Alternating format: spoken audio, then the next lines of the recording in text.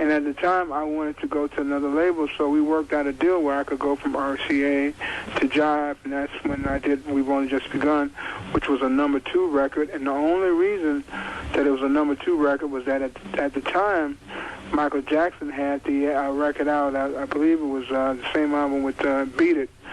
I don't know if the singer was Billie Jean or Beat It, but I was #2 for like 6 weeks because Michael Jackson was in the #1 spot. But hey, you got the King of Pop, so right. You know, I mean, you can't complain about that. You know, that kind of competition. But you know, Michael Jackson actually was an artist that I came up listening to because you know, demographically, you know, we were in the same place when I came up listening to him and his brothers and stuff.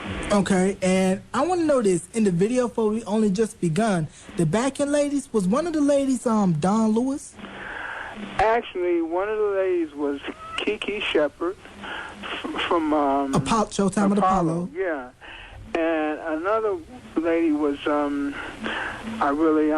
ashamed to admit that I can't remember her name, but she was an actress. She played in a lot of different movies. So I did the video with a guy named George Faison. He was the guy that directed the video. He choreographed The Wiz, and he, you know, choreographed a lot of stuff for Michael Jackson and Ashford and Simpson and Earth, Wind and Fire. A lot of different projects, but it was a great opportunity for me. Now, what was it about that period for 80s R&B music, you know, with yourself, Billy Ocean, Anita Baker, Luther Vandross, and Freddie Jackson? Yeah. It was like before, I want to say, 86, 87, when Teddy Riley came in with New Jack Swing. Right. R&B was adult.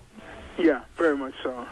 Well, you know, they had gone through the disco period, you know, all of the Studio 57, Donna Summers type stuff. And after that period was when people, you know, started really doing, like, songs with longevity, you know, like ballads, you know, very meaningful, melodic, you know, type ballads, big ballads and stuff. And that was just the point, you know, the era that I came through, you know, like with Freddie Jackson, like you said, and Luther Vandross, and Lisa Morgan, and Cher Pepsi Riley, and, you know, to name just, you know, quite a few people, you know. It was like, it was about, you know, like, really just writing the kind of songs that could display the vocal ability, the vocal gymnastics of people, you know, and doing great melodies and great lyrics and stuff.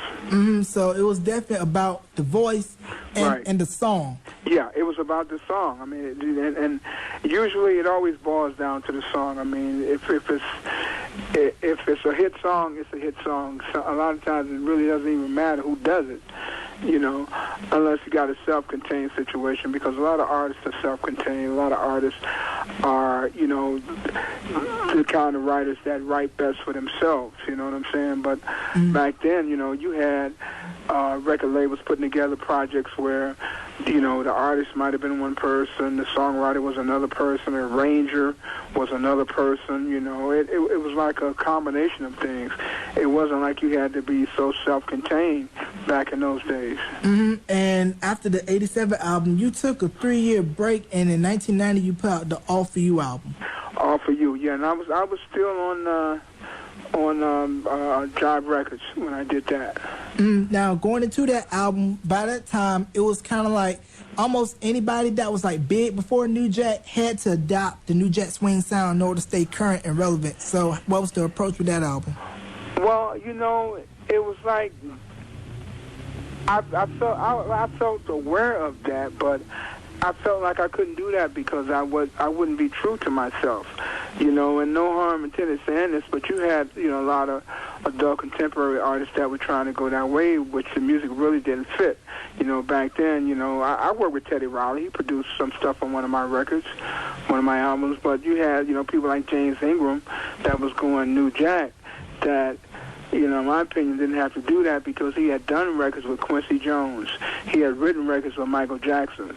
You know what I'm saying? And it's like, okay, I know there's a new trend in music because, you know, at the time, the music business was actually more producer-oriented. You know, it was about the producers and the songwriters, but I mean, you know, sometimes, I mean, if you have a special talent and you come with it and people feel what you're doing, sometimes you don't always have to follow the trend. You just be who you are, because trends come and they go, and it always comes back around. I mean, there's nothing new under the sun. You know what I'm saying? I mean, because people used to do it back in the 60s don't mean it's not going to come back in 2008. And which is actually what it does. I mean, it's constantly evolving. You know, everything retro, you know, it's happening now. You know, it's like it's very retro, but okay, that's what people want to do right now. So all you got to do is just be true to who you are and what you do. Right. I can definitely understand that, because, you know, it would be, you know, if Luther had put out a New Jack record, it would kind of be like, huh? Luther Vandross, New Jack, because that doesn't fit Luther's style and sound. Hey, to thy own self be true, man, and that's a very true statement. I mean, you know, it's it wouldn't even fit. I mean, I was telling my wife earlier today, I said I was listening to the Urban Contemporary station the other day and listening to one of the songs that Luther did, and it's like he's classic. I mean, it's like it's timely but timeless. You know, it's just like saying that Stevie Wonder will never, you know, be passé, because Stevie Wonder is Stevie Wonder, and his stuff is timely but timeless. It's forever. Definitely that. And now, after the All For You album, in 1992, you left Jive for Atlantic, and you put out the Here I Go Again album, which included the single Here I Go Again, which was an R&B hit, and also I've Been Searching was on that record, correct? Right, yeah. Here I Go Again was the first single, and that was actually my first #1 record. I had top 20 records. I had a #3 record, which was Show Me. I had We've Only Just Begun, which was a #2 record.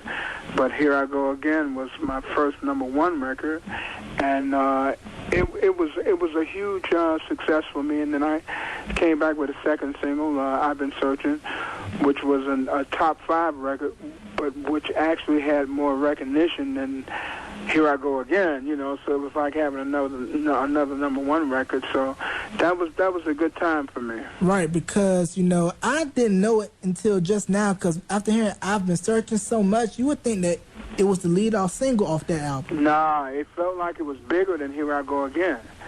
But actually, like I said, Here I Go Again was a #1 record. It was #1 for like 4 weeks. Wow, that's definitely a big thing right there. And also, here's